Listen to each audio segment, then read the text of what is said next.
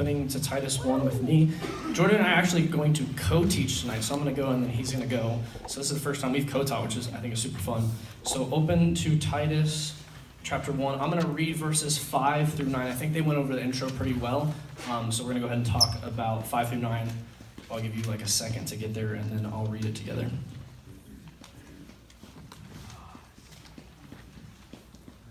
All right, verse 5. The reason I left you in Crete was that you might put in order what was left unfinished and appoint elders in every town as I directed you. An elder must be blameless, faithful to his wife, a man whose children believe and are not open to the charge of being wild and disobedient. Since an overseer manages God's household, he must be blameless, not overbearing, not quick-tempered, not given to drunkenness, not violent, not pursuing dishonest gain. Rather, he must be hospitable, one who loves what is good, who is self-controlled, upright, holy, disciplined. He must hold firmly to the truth, to the trustworthy message as it has been taught, so that he can encourage others by sound doctrine and refute those who oppose it.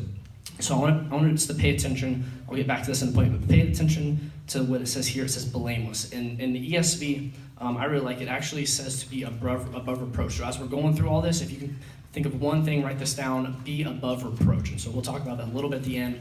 I want to kind of give a little bit of context to this first. First, we see that Paul trusts Titus, even though he's younger. And I think this is really important because your leaders, the people around you, myself, Jordan, we trust you guys. Like, I hope you realize that. We trust you.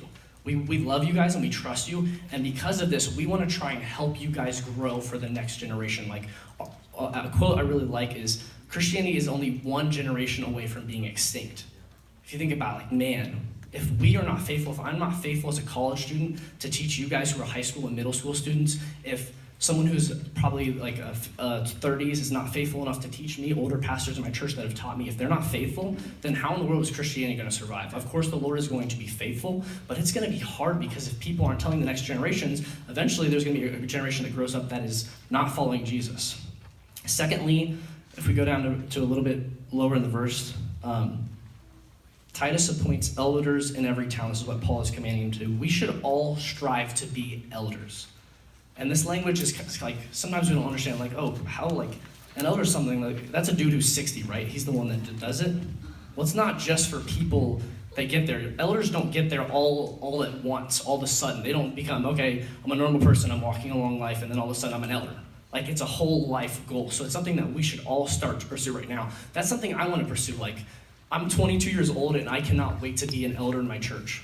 I want to be someone who is involved. I want to be someone who's there. I want to be someone who is there for 30 years. I see you guys, some of you like nodding your head like, yeah, that's where I want to be. And so we should all strive to be elders. Next, Paul has a list of qualifications.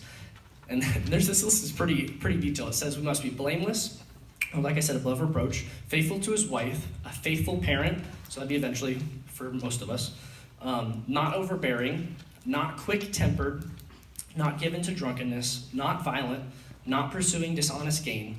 Rather, so this is positives, rather he must be hospitable, one who loves good, who is self-controlled, upright, holy, and disciplined. So there's a lot of lists there, just really good advice of how we can live life faithfully. So look at those verses and kind of study them. And then secondly, Paul says that we must hold firmly to the trustworthy message. What do you guys think the trustworthy message means?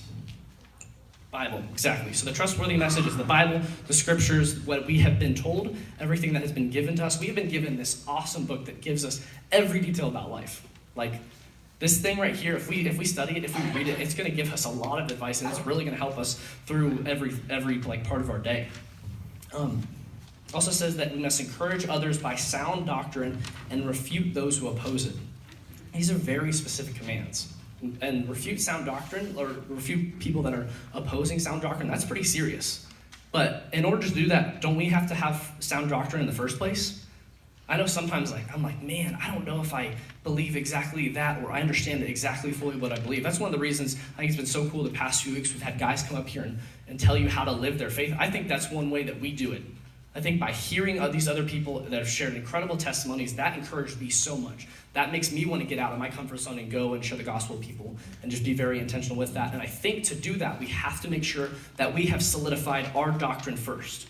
In order for us to give good advice, we have to first take good advice. And I know that's hard. Because sometimes I'm like, man, I think I give such good advice, but that's so prideful and that's so wrong. Because I'm not always going to give it good advice, and I'm not giving good advice unless I'm studying this word. Or asking people that are wiser than me, hey, how should I instruct someone in the next generation? So for you guys, how would you instruct someone who's middle school? For you middle schoolers, how would I instruct someone that's in elementary school? Do we have sound doctrine? I also think it's important to point out that in order for us to give this instruction, like we have to be vulnerable, we have to be honest, and we have to be willing to be teachable. Something that I've been learning so much. My internship in high school, I applied for an internship, got it in my church, and was not teachable at all. I was terrible. It was junior and senior year, I was not teachable at all. And then I went back and got an internship my junior year of college. And at the end of it, one of the pastors said, he's like, dude, in high school, I'm gonna be honest, he's like, you sucked. And I was like, oh, yeah. He said, you were not teachable. I don't know what happened, what you did to turn it around, but you are so teachable now. And I was really taken aback by that, because I didn't realize even in that moment that I was not teachable. And so because I was so focused on myself and what I thought about myself, I lacked to think what everyone else thought about me. And then finally, I'm going to read this verse again. Go to verse 7. Since an overseer manages God's household, he must be blameless. Like I said, blameless. And so in the ESV, it actually says that it's an what does the ESV say? Above reproach. Sorry, so ESV says above reproach. I grew up with NIV, used it all the time. In college, I've used ESV, so I mix up my translations probably too much. But in NIV, it says to be blameless, but in ESV, it says to be above reproach. And so for me, I really like this above reproach mentality, because I think sometimes so hard, like blameless, that seems really, really hard. Like for me to be blameless and perfect, that seems really, really hard for me. However, if I think above reproach, it's like, okay, I want to be above reproach in everything I do, but I think it gives me a mindset of like, I know that I will mess up, and I know I'm sinful, and I know there's a lot of things that I still suck at. However, I need to be above reproach, and I want to try my best in everything. And then in Galatians 5:9, if you want to write this down, it says a little yeast works through the whole batch of dough. So if a little bit of sin is involved in my life, if I'm struggling in one area and really good in all the rest of it, my sin in that area is going to corrupt the other areas of my life. And an example I want to get of being above reproach and give to you guys.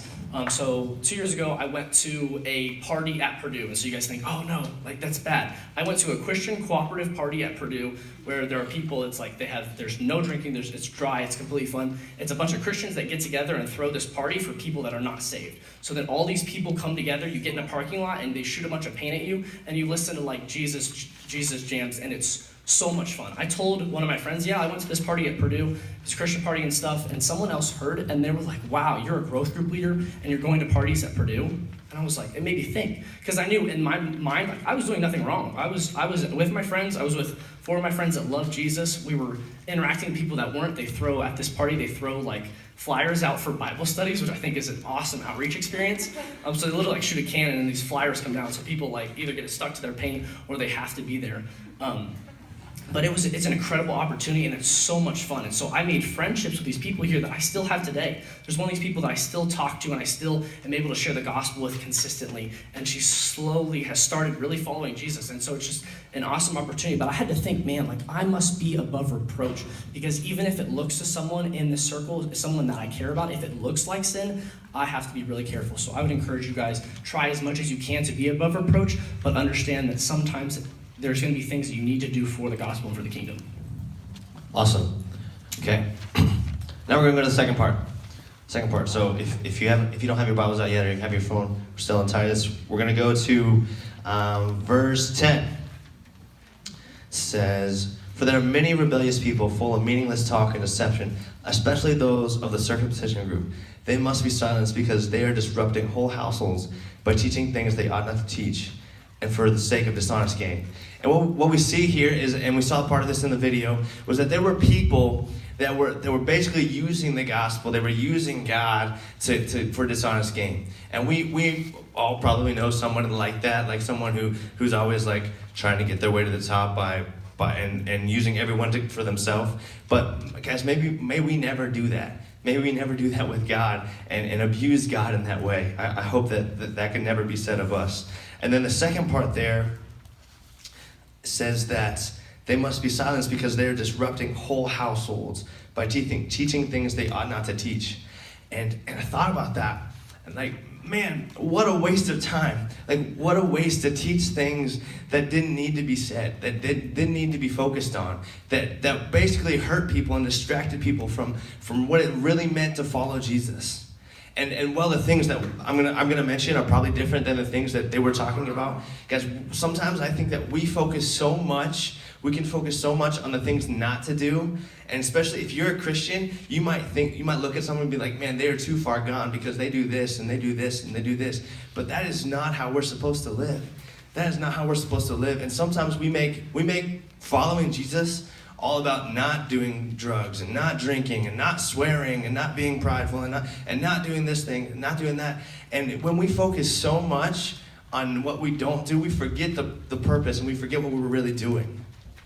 And the reality is that if I want to follow Jesus, if the world is here and that stuff is here and Jesus is over here, if I want to follow Jesus, when I follow Jesus, ultimately, and your leader, I can testify to this, your leaders can testify to this, that when you follow Jesus, that stuff kind of starts to strip away. That stuff kind of starts to go away. And we don't need to focus on this stuff. We don't need to focus on that. What we need to focus on is following Jesus. Because Jesus is the hope of the world. Guys, our world needs hope. Our world needs hope so badly. I need hope so badly. And I don't find it in this stuff. I didn't find it in this stuff. And I find that in Jesus. Your leaders, they can testify that we find this stuff. We find our hope in Jesus. And that's what the world needs.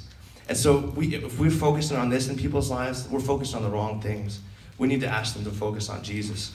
And then the next part, we're going to read verse 12 here. It says, one of Cretan's own prophets has said, Cretans are always liars, evil brutes, and lazy gluttons. Man, that's terrible. That's terrible. What would they say about Americans? Okay, this saying is true. Therefore, rebuke them sharply. I love America, but man, we're rough.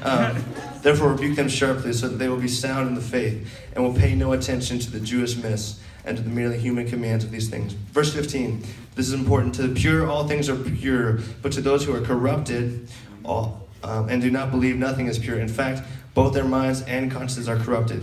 Verse 16, this is really, really important. This is where we're going to camp.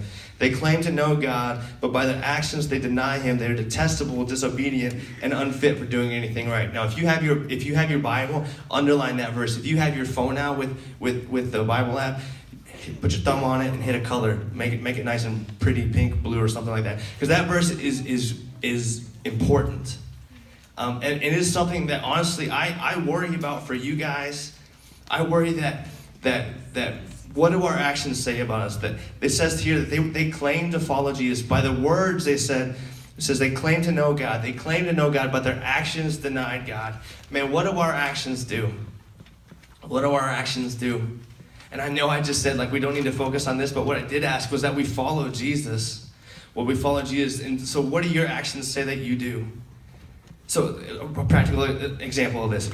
If I tell you that I'm a basketball player, I'm like, yeah, I love basketball. Like, basketball is it. Like, I love basketball. Everything about basketball. Like, oh, do you play basketball? Like, no, I don't play basketball. It's like, but you're a basketball player. Yeah, I'm a basketball player. No, you can't be a basketball player. No, I am a basketball player. Do you play basketball? No. Like, well, then you're not a basketball player. No. Like, no, I am. I totally am. I have a jersey. This jersey, it even has my name on it. Like, I'm a basketball player. I'm a basketball player. See? I'm a basketball player. Do you play basketball? No, I don't play basketball. Then you can't be a basketball player. Well, yes, I can. I have shoes. I have really cool shoes. Look at these. Like, I'm a basketball player. I have the cool shoes. Like, do you play basketball? No, I don't play basketball. Then you can't be a basketball player. But I have the basketball and I have the cool, like, sliders to wear into the gym. Like, do you play? No, I don't. What?